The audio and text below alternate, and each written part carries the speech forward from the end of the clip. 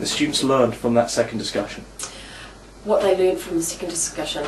I think some of those passengers from the earlier discussion learned that I was going to expect them to engage. By giving them the thinking time individually, they didn't know what was going to come after that, and so they didn't know if they were going to be called on, they didn't know if they were going to need to verbalise their answers, and so that expectation that, oh, I might have to, I think, gave them a higher expectation before we'd even said anything. Had the question on the board, said you've got a minute to think about that, and then I think I said I'm going to need you to talk about this. So put your words into some sort of articulated thought.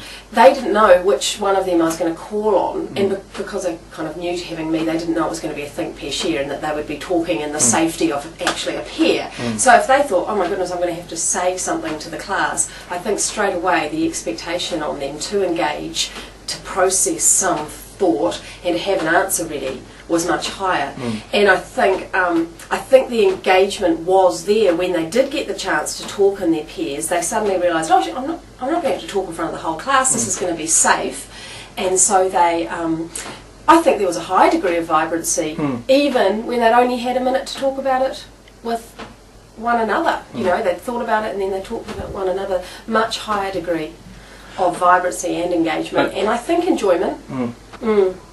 The other thing I liked about the second one, which it wasn't actually a deliberate thing, but when I look back in the videos I realised, in the first one, you stuck up the front, being that teacher up the front thing, and it was quite nice. I've deliberately got that kind of side corridor in my classroom. It was quite nice to actually move down there, hear what individual groups were saying, and you could respond to those individual groups who are not the ones sitting up the front, and then sort of direct the class from back there as part of the class. And I think I want to be that sort of teacher.